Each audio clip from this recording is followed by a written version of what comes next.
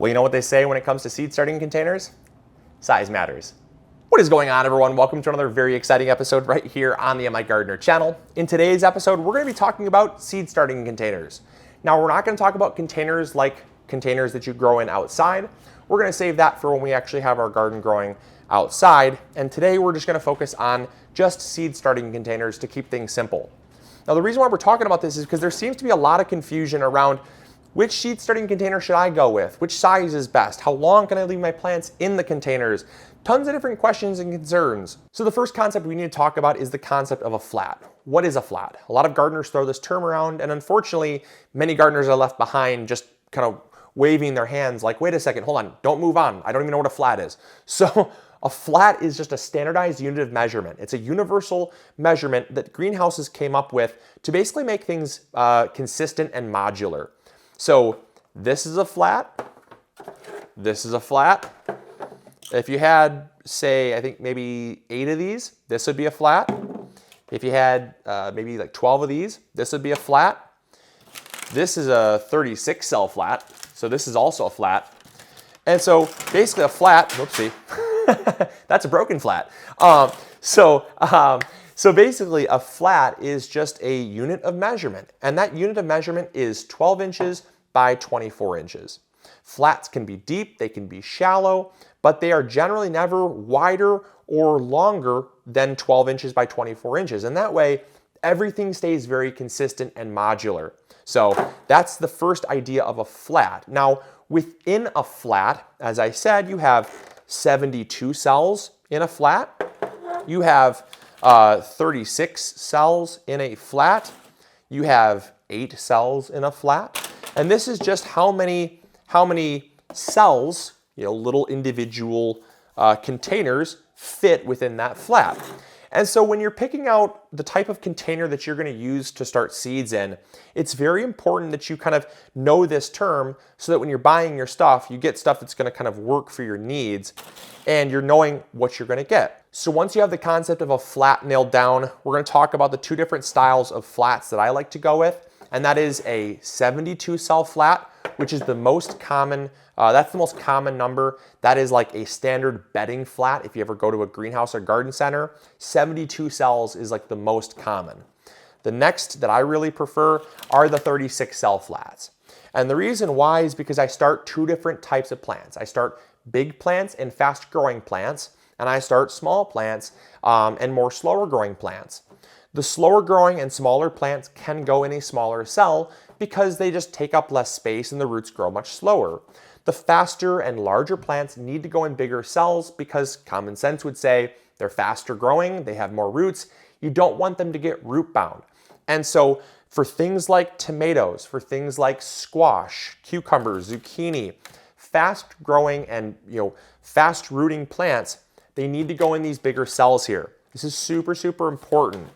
Now, if I'm growing things like herbs, if I'm growing brassicas like cabbage, broccoli, might be lettuce is not a brassica, but I might throw lettuce in here, something like that. I can throw those in here.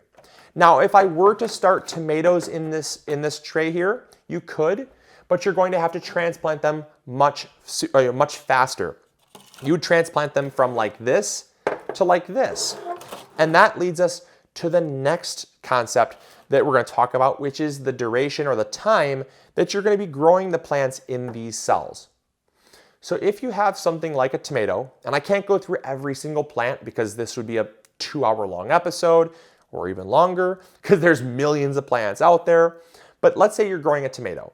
A tomato is classified as a fast growing plant. They grow fairly quickly. The difference of 1 week to 4 weeks is pretty large. Compare that to 1 week versus 4 weeks on like a cabbage, very nominal. So a fast growing plant, you can grow in this little tray here. This is basically a 1.5 inch cell by 1.5 inch cell by roughly about 2 inches deep. That's the volume of soil that these cells are. You could leave a tomato in this for roughly about 4 weeks. After 4 weeks, you're going to have to move it to something like this. This is a 3-inch pot, 3 inches by 3 inches by 3 inches. So 9 cubic inches of soil in this. After 4 weeks, you got to go something like this. That way, It keeps them from being root bound and keeps them from being stressed. Or you could do what I like to do. Since I'm starting my tomatoes 5 to 7 weeks before my last frost date, I like to just throw them in this. And the reason why is because this is actually 2 inches by 2 inches by 3 inches. So you're getting 12 cubic inches of soil compared to roughly, I don't know the math, maybe like 9 cubic inches of soil. So you're getting a substantial amount more soil in these containers here, and that's going to give you a little bit more time. These can last 4 weeks. These can last like 5 to 9 weeks, depending on how fast they grow. So I like to go with that. And that leads me to the 2 styles that I like to go with, which is, like I said, the 72 and the 36.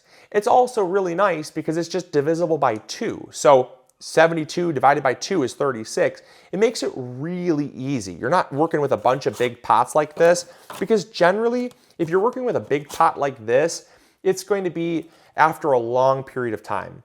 A tomato plant can live in this, surprisingly, for, we're talking 9 to 12 weeks. A tomato plant could live in this. So you're not really going to be needing that indoors. What you could use this for, though, is, if you're starting a pepper plant very early, let's say you're really good at seed starting and you want to start a pepper plant, you can grow a pepper plant in this for like 9 to 12 weeks. And then from there, you can transplant it into this pot right here. This pot is huge. This pot is it's 5 inches by 5 inches by, I believe, 7 inches, which is crazy. Now, if you're growing something like lettuce is a slow growing plant.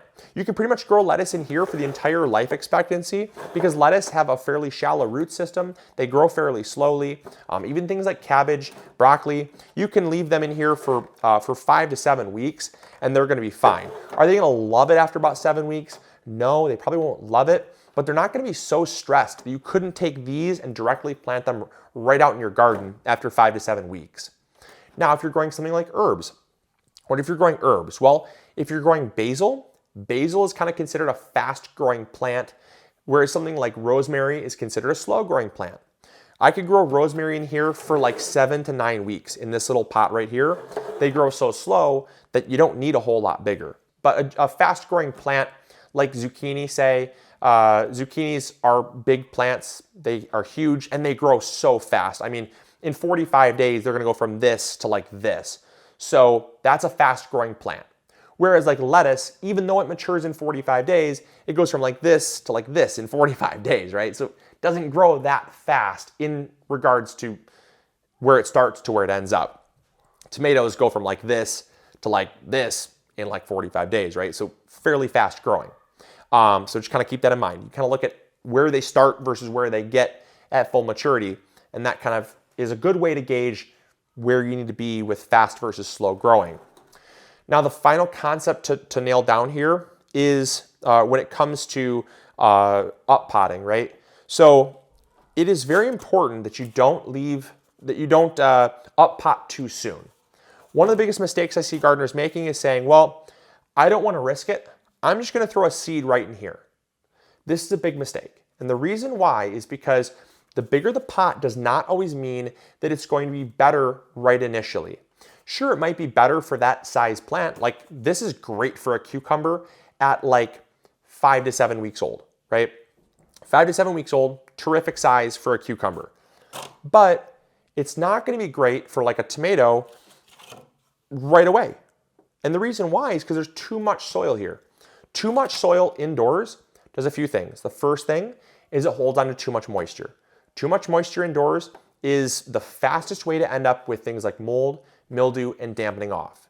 So if you have issues with those, downsize your pot. And so that's going to be a really simple thing to kind of reduce disease. The second thing you need to consider is the space that they take up. A lot of people have the best intentions ever by starting with these, okay? How many plants are you going to be able to fit under your grow lights? If you have a bunch of these big old pots here, or heaven forbid those, how many pots can you fit underneath your grow lights? I mean, I'm very fortunate I have a lot of grow lights, but not everybody has this many grow lights. And heck, even if I had this many grow lights, I still would not have enough room for my entire garden if I was just growing exclusively in 3 and 5 inch pots. It's just not going to happen. And so when it comes down to it, you need to make sure that you have enough space.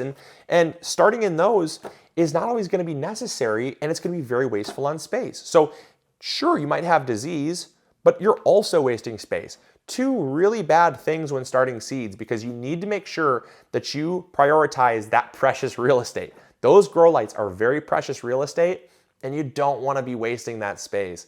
So keep that in mind.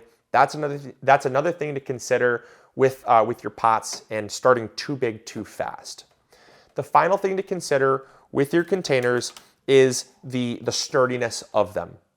Now, I like to reuse my containers. I like to reuse them from year to year because I don't like buying things more than once. And that being said, these little flimsy pots here, they're going to be kind of a once and done. You may be able to get 2 seasons worth, but for the most part, they're a once and done. These style containers here are sturdy. They're very sturdy, very, very nice. I use this style kind of like basically like a rigid 72 cell, like almost like a mono cell flat here. These don't break apart. These break apart. These break apart. This does not. But this is so sturdy. I've had these for 5 years, still going strong. I just sanitize them up with a little bleach water at the end of every year, and they're good to go for the next year. So if you want to be able to reuse them, go with something sturdy. However, there's a big but. Make sure that you can get the plants out easily. There's a lot of cell packs that are so sturdy that you have to be able to you have to basically rip the plant out from the stem and pull it out. That is going to cause so much stress to the roots. The really nice thing about these is they're very flexible. I can crunch them in and then basically tip them upside down and the plants are going to pop right out. That is a huge benefit to having flexible packs, but the more root bound that plant gets, the longer you keep it in there, the harder it is to get out. Just keep that in mind. These are very, very nice to recycle, but you have to know exactly when is the right time, because too long, the roots are going to get underneath here and get all trapped in here. They're going to get intertwined, and it gets very difficult to pull the plants out from these very rigid cells here. So just something to consider. But that being said, that is seed starting trays in a nutshell. It's basically everything you need to know. There's a lot of other things as well, but these are the core basics. So I hope you guys enjoyed. I hope you learned something new. If you did, make sure to throw a like up there. Subscribe if you've not yet already. And as always, share this video with a friend, and we'll catch you all on the next episode. All right, take care, everyone. Bye.